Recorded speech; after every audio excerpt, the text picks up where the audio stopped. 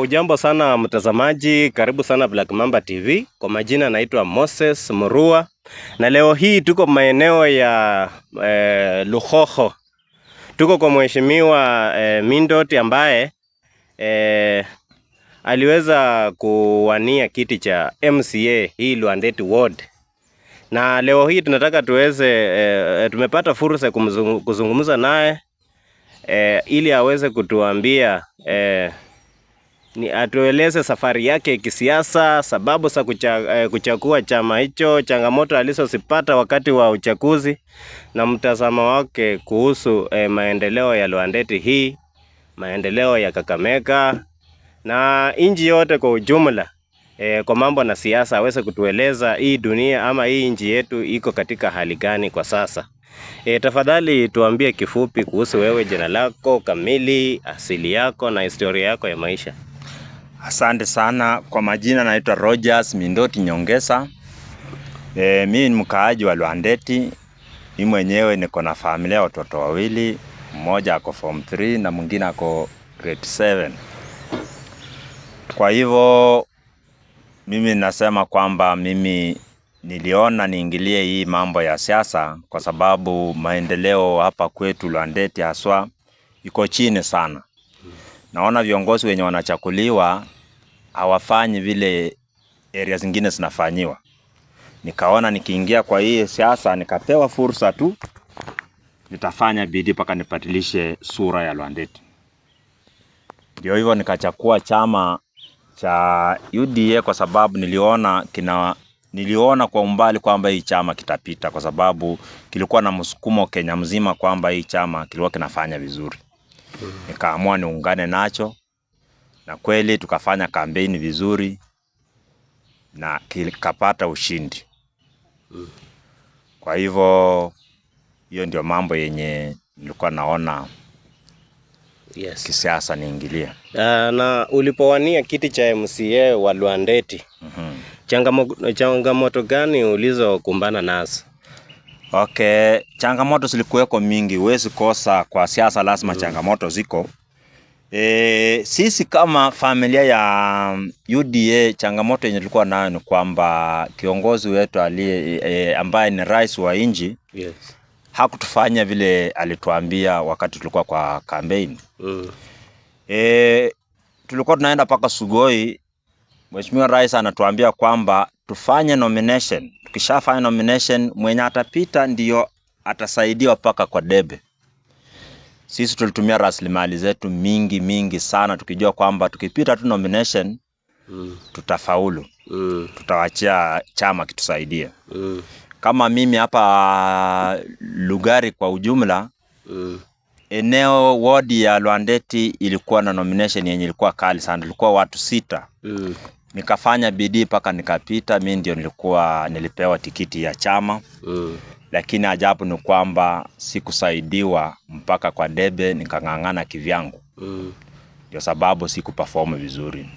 So changamoto ilikuwa ni kwamba tulipitia nomination ambapo wenzetu wengine wenzetu tulikuwa tunashindana nao hawakuenda kwa nomination. Sasa wakawa na hiyo nguvu mpaka finishing line walikuwa na nguvu. Lakini mimi nikashindwa kwa njia kama hiyo. Kando na hiyo changamoto ambayo umesema, ni kitu gani kingine ambacho kilichangia wewe kutofaulu kuwa MCA wa Luandeti?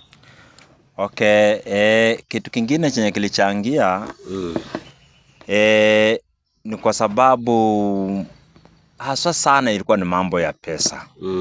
Mambo ya pesa, logistic ya nini, nilikuwa na wafasi wengi sana.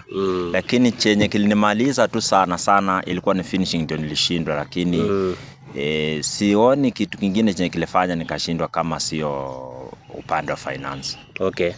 Na unawaambia nini watu wa Luandeti kuhusu maendeleo yao kwa sasa? Yaani maendeleo ambayo yako hapa Luandeti, unaambia nini watu wa Luandeti? Watu wa Luandeti chenye naweza waambia ni kwamba maendeleo yetu iko chini. Tuweze sema kwamba maendeleo yetu iko sawa. Tuko na changamoto mingi sana hapa Luandeti. Utapata kwamba ukilinganisha na sehemu zingine utapata Luandeti iko chini. upande hata wa vijana unapata upande wa ufukara kazi kupata hapa Lwandeti. Hatuna miundo msingi yenye itasaidia wa vijana kufanya kazi. Tuko na factory moja hapa ya Chinese imekuja. Hiyo ndio inasaidia vijana wetu, lakini upande wa kusaidia vijana ndio wengi kwa hii eneo letu. Ni changamoto kubwa sana. Ufukara uko juu. Ndio sababu tukifika hata kwa kura unapata watu wanapanga line. Badala ya mtu kuuza sera zake akiambia watu wapange line na wapatie shilingi 100, watu wanampatia kura na maendeleo tunakosa kupata hiyo maendeleo. Swali lingine ni kwamba je, unafikiri MCA wa sasa anafanya kazi nzuri? Ni maeneo gani unadhani amefeli? Okay. MCA wa sasa nampa pongezi kwa bidii yenye anafanya, lakini kwa upande mwingine namuhurumia. Kwa sababu hata kama ningekuwa mimi ningepata hii shida sana, kwa sababu saa hii function mingi ziko devolved na unapata kwamba hawapati pesa vile tulianza mambo ya ugaduzi. Ugaduzi ukianza pesa zilikuweko mingi sana.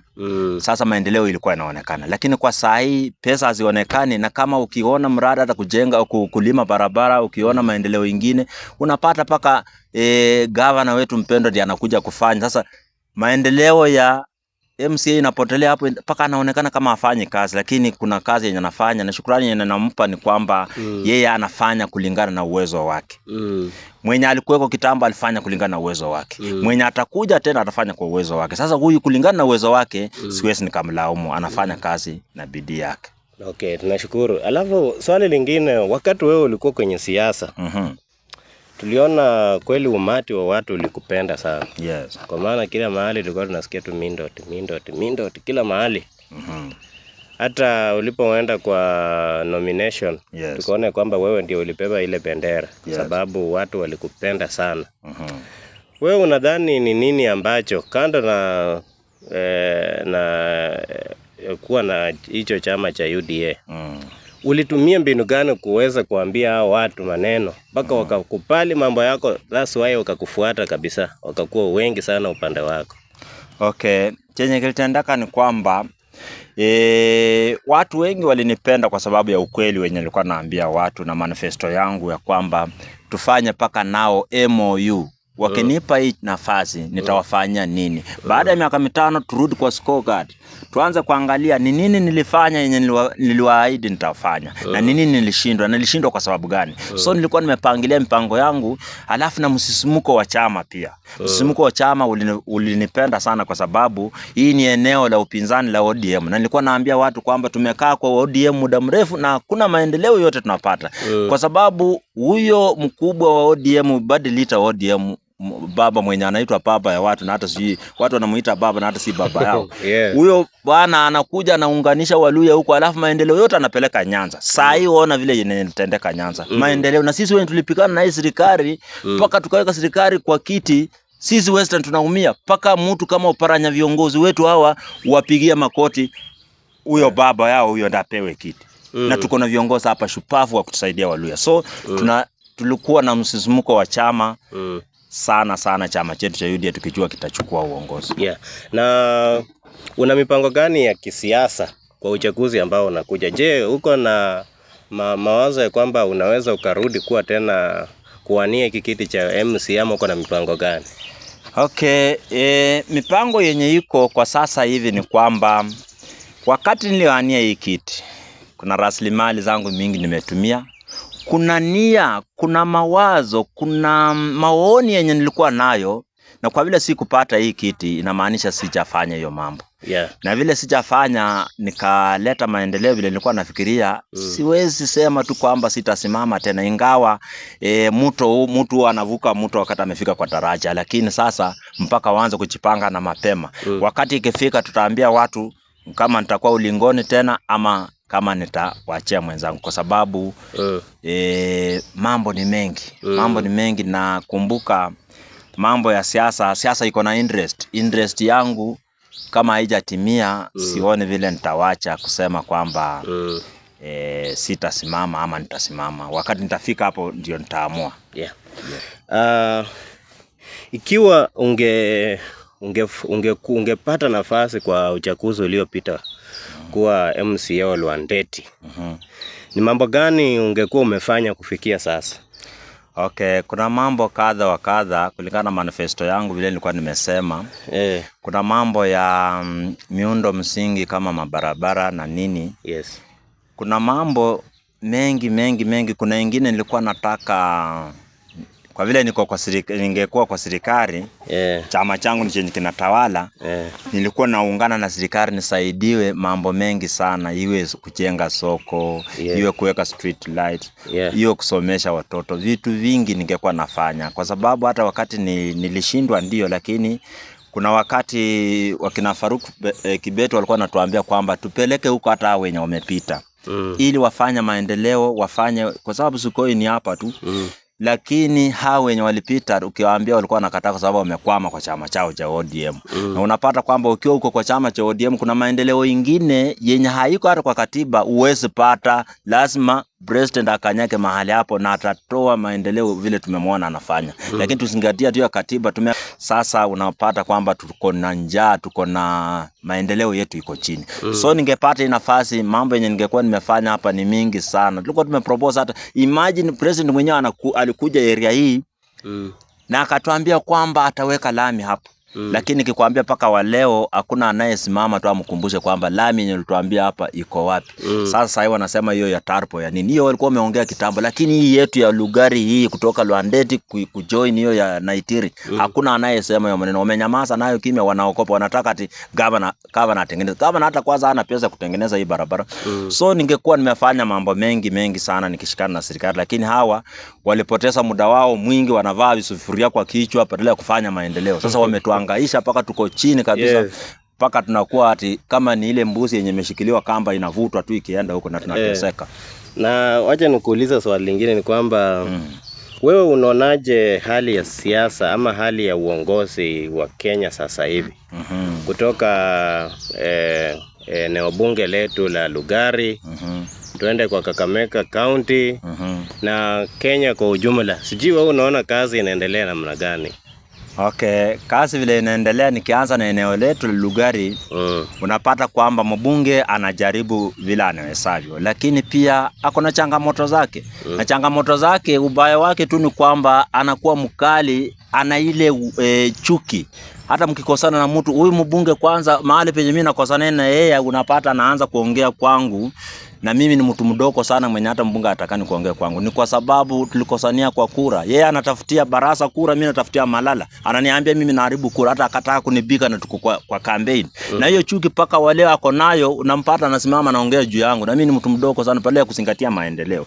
So unapata kwamba mambo mengi akona changamoto zake anafanya na tunaziona. So maendeleo yenye anafanya, unapata kama kwa mfano nikisema anakosea watu wa Lwandeti, ni kwamba yeye mwenyewe alitamka na mdomo wake kwamba atatuwekea korofa, atatujengea korofa kwa shule ya msingi ya Lwandeti. Baadaye akahamisha akapeleka Maturu, na hata Maturu penye amepeleka unapata kwamba wameharibu hata uwanja. Pale kujenga huko nyuma wamejenga karibu kwa barabara, ati ndio waandika hapo jina watu wakipita waone kwamba amejenga hapo korofa. Wameharibu uwanja wetu wa mpira hapa. Sasa itabidi uwanja, tukitaka uwanja mzuri tuwe tunaenda paka Matete. Hiyo ametukosea. Na kama alikuwa anataka ajenge huko Maturu, hangetuambia watu wa Lwandeti kwamba anatuleta. Ilikuwa ni mpango wake. Sasa hiyo alitukosea. Maendeleo kama hiyo ametukosea. Alafu kitu kingine tena chenye anatukosea ni kwamba hizi kazi zenye anafanya haswa za CDF, unapata kwamba wakaaji wetu hapa hawafaidiki kwa hizo kazi. Kama kwa mfano hii shule yetu ya Kwambu, wamekuja wakajenga vizuri, lakini hata kupaka rangi peke yake watu wetu wa kutoka Lwandeti wanataka wapake rangi, lakini mtu alitoka Mautuma ndiye alikuja kupaka rangi. Na mengine mengi. Hata ukiona watu wenye wanafanya na yeye kwa CDF wanalia sana, hata sio kama wale wenye yani hawana pesa, sio kama wale wenye walikuwa wanafanya na Mheshimiwa Savula. So hao watu wako na shida, yani ubinafsi iko mingi, na hiyo inaadhiri maendeleo yetu ya Lugari. Hatufanyi kazi vile tulitarajia. Yes, na eneo la Kakamega County Governor wetu Bwana Fernandez Barasa. Je, wewe unaona kwamba kazi inafanyika vizuri ama ni wapi ambapo unaona kwamba kuna changamoto? Yes, upande wa Mheshimiwa Governor changamoto ziko. Ujue Mheshimiwa Oparanya, Wycliffe Oparanya aliset standard ingine ya juu ambapo mwenye alikuja huyu Mheshimiwa Barasa alikuwa naye amalizie kama ile miradi zenye huyu alikuwa ameanza na zingine atengeneze zake. Lakini sasa kwa muda wenye tumemaliza miaka mitatu, utapata kwamba mengi haijaonekana kama ile ya Oparanya. Sasa anaonekana kama hakuna kazi yenye anafanya na bidii kama ile, lakini pia yeye anafanya kazi zake. Lakini sasa tunaomba atie bidii. Akishatia bidii, baada ya miaka mitano tutaangalia scorecard. Ingawa ground inasema kwamba hawamtaki sana, lakini yeye pia anafanya kazi yake. Ukifika kwa baada ya miaka mitano, scorecard yake itaonekana anafanya wapi vizuri na ni wapi anamefanya vibaya. Alafu tutaendelea, kwa sababu hakuna mkamilifu Kenya hii. Awe governor, awe nani, awe rais, awe nani, hao sio malaika, hao ni binadamu kama sisi. Pia wako na changamoto zao. Yes. Na katika serikali kuu Rais wetu William Ruto ambaye ni mwenye chama cha UDA, ambaye ndio chama chako. Wewe unasikia watu wanasema kwamba one term mpaka imekuwa ni wimbo ya vijana. Wengine wanasema kwamba alituahidi mambo kwamba atafanya hiki na hiki na hakuweza kufanya. Je, wewe unaungana na wao ukisema kwamba alituahidi na hajafanya, ama wewe unaona kwamba kazi yake iko mzuri na wacha aendelee na tusonge mbele?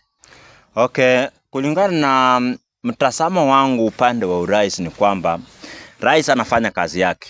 Shida yake tu ni kwamba aliahidi mambo mengi sana na mengine ameshindwa afanye.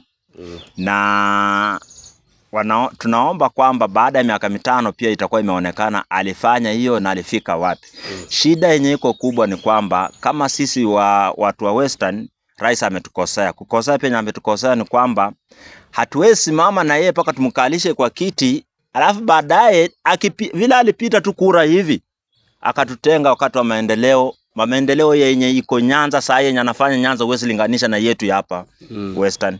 Western tumeteseka mpaka tunaona watu kama wakina Natembe wakikuja wakisema kwamba huyu nani Wetangula na Mudavadi wamelala usingizi. Tunaona waacha washughulikie, wasukume ili waamuke, kwa sababu watasikia vipi kama sisi watu wa Western wenye tulisimama na serikali sasa maendeleo imeenda huko na sisi tumewacha tuko kwa baridi.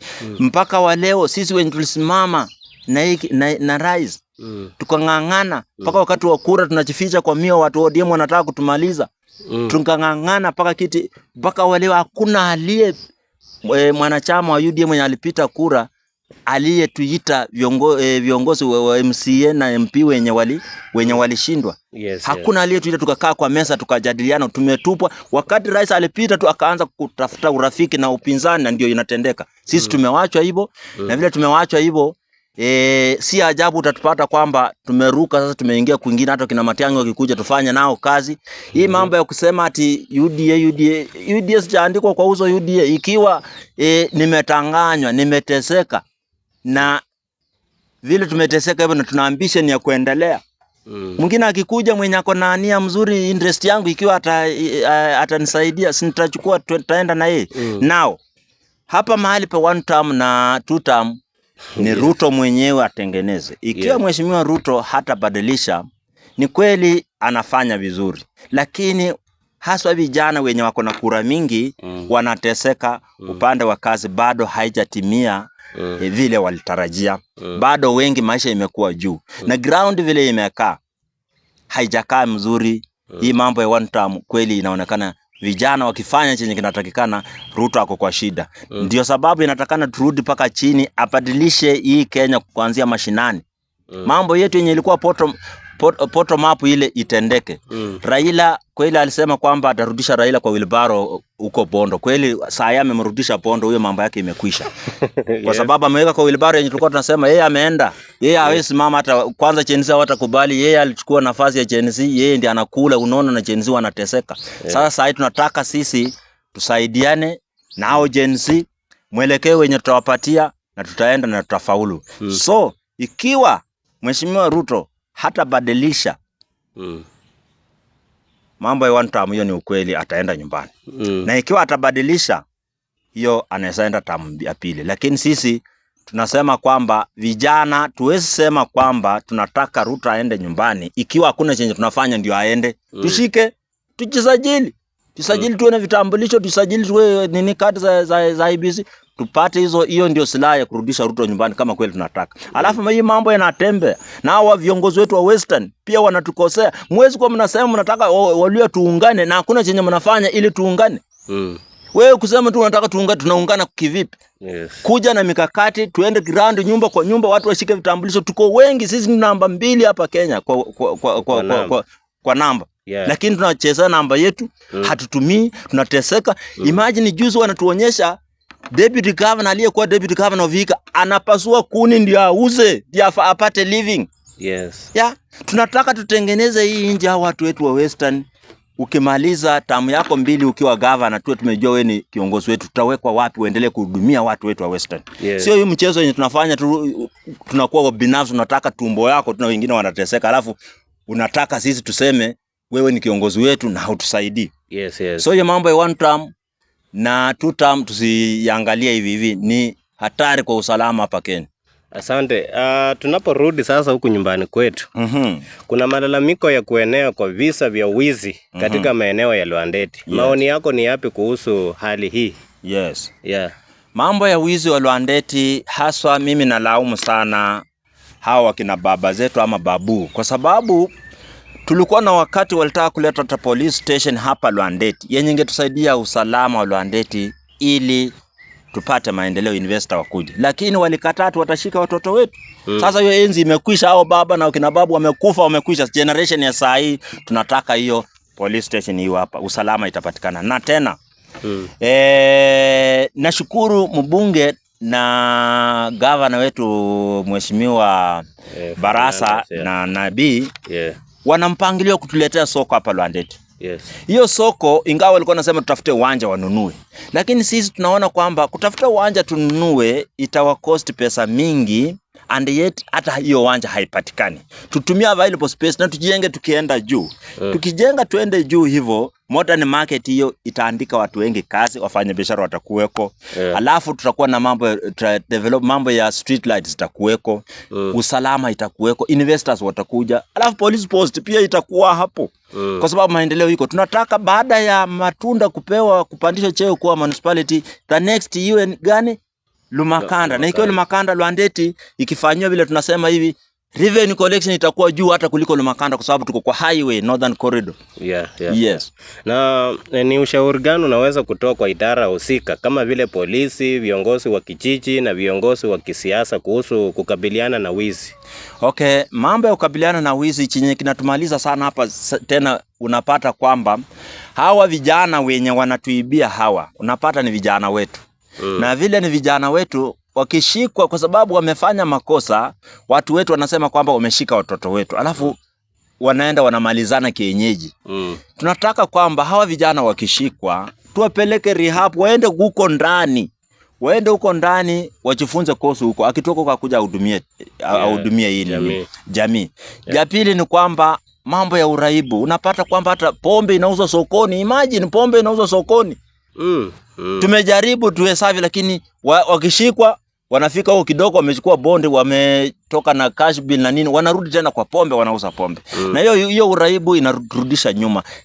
Mambo ya kusema kwamba tupinge, sheria inasema kwamba pombe haramu hairuhusiwi, lakini shida kubwa yenye tuko nayo ni kwamba hatuna rehab huku Western ama huku Kakamega. Tungekuwa na rehab hata hapa Matete kwetu, tupunguze kabisa ili watu wafanye nini, wafanye biashara. Nashukuru mbunge aliahidi kwamba wale wenye wanauza pombe na wenye wanakunywa kuna pesa anataka waende waandikishe au wape pesa wapadishe biashara. Lakini sasa shida yenye iko bila rehab, au watu wako addicted. Bila rehab hatutoboi. Tuwe na rehab alafu tubadilishe watu, hiyo nini itapunguza, hata kama tutamaliza itupunguke kabisa. Tufanye maendeleo mambo ya vijana. Kwa sababu vijana ndio wana nguvu, ndio wanatuibia sana. Itapungua na maendeleo itapatikana, investors watakuja. Swali karibu na mwisho ni kwamba una ujumbe gani kwa vijana wa Lwandeti kuhusu siasa na maendeleo? Sawa. Ujumbe wenye niko nao ni kwamba vijana utawapata wamefurahi sana, wanasema kwamba hao ndio wengi, hao ndio wanataka control hii nchi yetu. Ni ukweli, lakini shida kwamba hawana silaha.